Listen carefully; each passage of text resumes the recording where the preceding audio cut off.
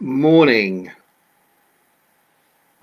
This is Stephen McHugh for Unique Dyslexic Eye, reporting from my front room here in Glenrothes, which is, fortunately, the snow's gone. We had about 8 inches of snow here, and it was really cold. So I'm first going to send out my best wishes to the people of Texas, who are going through a lot worse times than we did with the snow and the ice. Wishing everybody well, hoping everybody stays safe, keeps warm, and that, I guess, is all you need on top of COVID. But my best wishes to you. Okay, so here we are for a new Unique Dyslexic Eye podcast. I'm hoping that you can hear me, because I can't hear myself, unfortunately. It's time for another live and unscripted show from me here. I think the first thing that I want to talk about is the show's been going now for about 5-6 months, and everything's going reasonably well.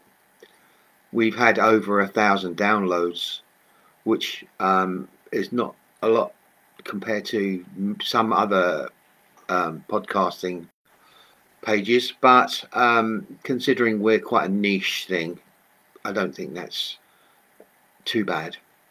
But what I'm going to ask for is anybody out there who would like to help me grow the channel, for example, who would like to seed my podcasts out to their contacts and hopefully then get them to reseed it as well, just to try and build the audience really a bit more.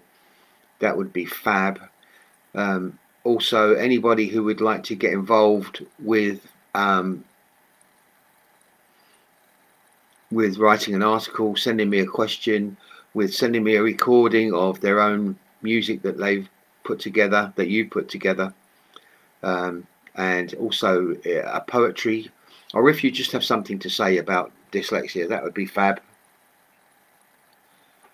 1 2 1 2. Maybe I'm a little far away from the microphone. Yeah, so yeah, that would be fab. As long as you're dyslexic or from another neurodiverse community, or even if you have a disability, you know, we're here for you. This is your channel. Okay, I've put the thing together, but really it's your channel.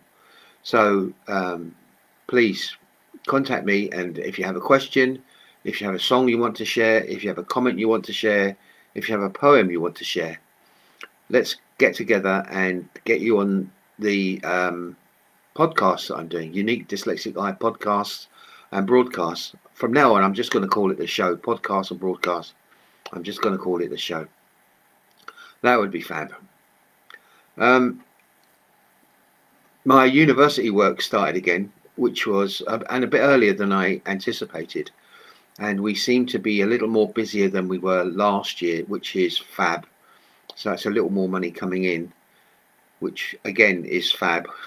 It's basically Unique Dyslexic Eye came out of the fact that in March of last year, COVID struck, and all my dyslexia work stopped, and I really wanted to do something to keep in touch with dyslexic neurodiverse communities.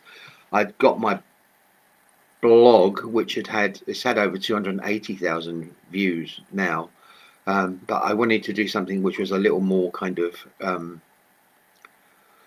accessible, and so I started doing a broadcasting course at Fife College, and again COVID got in the way, and so because of that the college closed down. I lost access to the studio that we were using there, and so I had to start doing these things from home, and hence that's why Unique Dyslexic Eye was put together.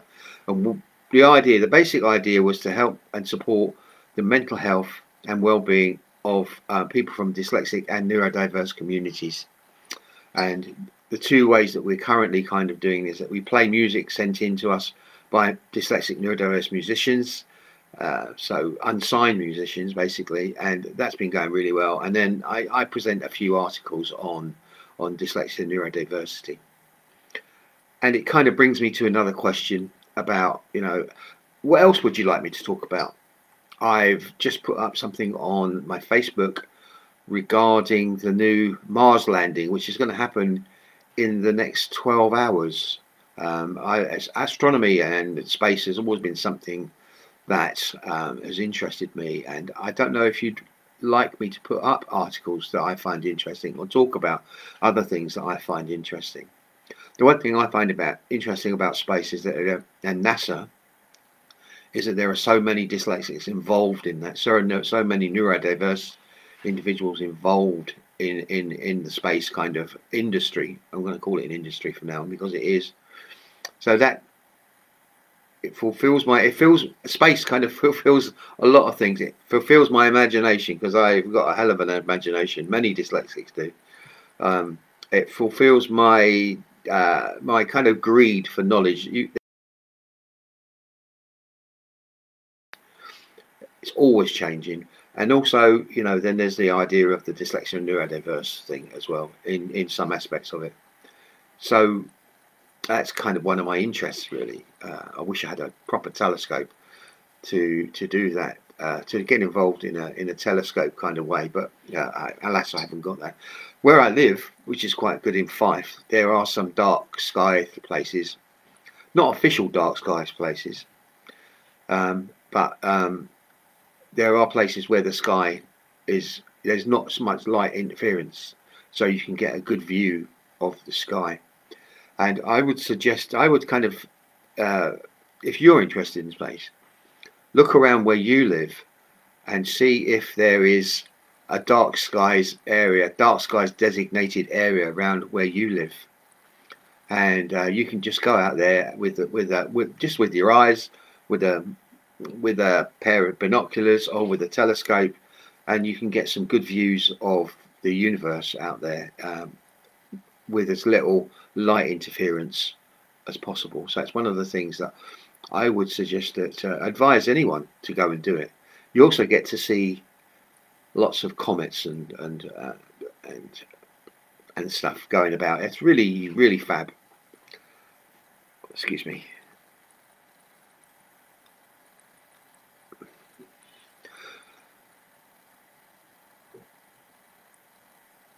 So now I want to talk a little bit about Unique Dyslexic Eye. Now I want to keep the channel going. I want to keep the shows going as much as possible, and that would be fab to keep it going as much as possible. But I also need things, some support with, for example, a number of years ago I did something called Unique Dyslexic Get Creative, a project, and that was all about dyslexia, neurodiversity and creativity again, but it was more of an online kind of thing. It was more of going out to the Fife community and getting people together, sharing stories, having fun, being creative. Now it was a project that lasted for a year. We got funded from we got £10,000 from the lottery.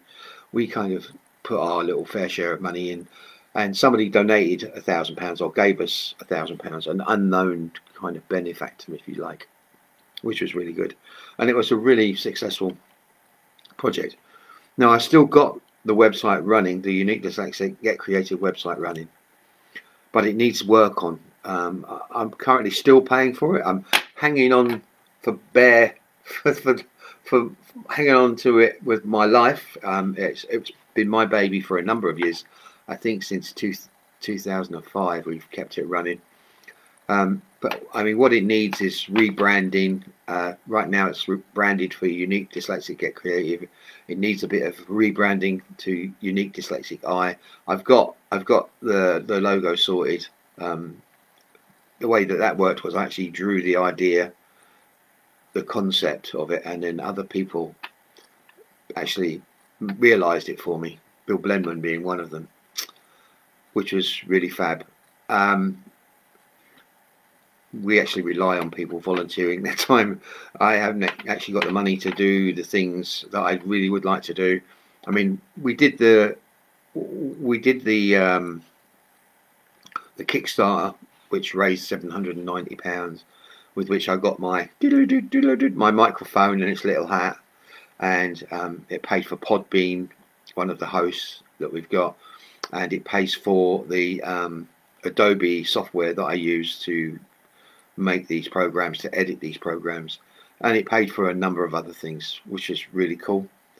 It actually pays for the website as well, the Unique Dyslexic Get Creative website, which I'm hoping to rebrand. I really would like to rebrand. I've got somebody who's volunteered to do some work on it, but you know, I think she's very busy lady, and so it's you know, it would be nice to get someone who might be able to help, or might be able to support, or might be able to, you know, do something there. Again, I'm going to say, I can't stress this more. Even though I put this channel together, and Unique Dyslexic and Unique Dyslexic Get Creative together, this isn't mine. This is yours. This is your channel. And so, if you come back to me with if there's anything you would like me to do, or you would like me to include within the shows, you know, I'm always open to ideas. So, you know, just contact me on Steve, STEVE _McCue, MCCUE @hotmail.com. You can also contact me on Facebook Messenger. If you look under Unique Dyslexic Eye, we have a page there. I have about 5 pages, as a matter of fact, too much. My phone number, if you want to send me a message, is 078 287 41473. 078 287 41473. Just send me a message. That would be fab. I'm always, you know, willing and able to talk to anybody about dyslexia and neurodiversity, about the work that I do within the university, supporting dyslexic, neurodiverse and disabled students on their undergraduate and postgraduate courses, and just about anything to do with dyslexia in general. Okay, so I'm going to sign off for now. That didn't go too badly. There wasn't too many ums and ahs. I like to keep everything I do as unedited as possible. There is one thing that really annoys me about watching other people on their shows, and they do what they want to do. It's their decision. It's their shows. But it kind of interferes with my enjoyment, and I lose the flow with it. Is the way that people cut it. Again, I understand why, but you know, there's the head is there 1 minute and they're talking, and then the head's there, like, and there's no kind of, you know, because the cut is just so severe. And it kind of really, particularly when it jumps about, like Max Headroom, that dates me. If you want to find out about Max Headroom, just do a search on there. And the other thing is people speaking too quickly. I find it difficult to keep up. I used to be, and I probably still do, speak too quickly. I used to speak very quickly, and I kind of narrowed it down to something to do with being dyslexic. And I noticed it really when I became a specialist and started working with teachers and other specialists. You know, my experience with teachers as a kid was, there was always kind of, you know, wagging their fingers and telling me I'm not working hard enough, I'm lazy, and it was always a very kind of, you know, there's the teacher up here and there's me down here, and I'm saying sorry, I didn't mean it, you know. And so my experience with teachers was always quite negative. And so when you're in the same room, it took me a long while to adjust, and the way I kind of adjusted it was I likened it to being a racehorse, you know. So what I did was I tried to imagine myself in a racehorse that's running really quickly, and I'm trying to rein it in. So I would, you know, if I was having a conversation with people, I would take a deep breath in before I say anything. I would, you know, and it kind of helped me to overcome some of that. Sometimes it still happens, can't be helped, but that's just the nature of who I am. So I'm going to say peace, love, and grooviness. Hey, look, how much cooler a dancer do you want me to be? Hey. Yeah, I'm about as cool as a 90-year-old granddad. Yeah, dancing. And I expect there's really good 90-year-old granddads dancers out there who are probably spinning on the floor, breakdancing and everything. And I've just insulted all of them. Okay, so I'm going to say goodbye. You take care, everybody. Stay safe. Again, people in Texas, stay warm, stay indoors, look after yourselves. And I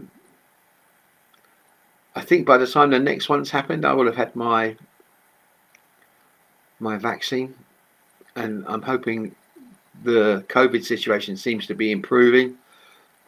And I'm hoping that the only way is up from here with it. So again, I'm going to say to all of you out there, stay safe stay safe, keep social distance, wash your hands, and wear a mask. It's pretty simple. There's no asking you to do algebra blindfold.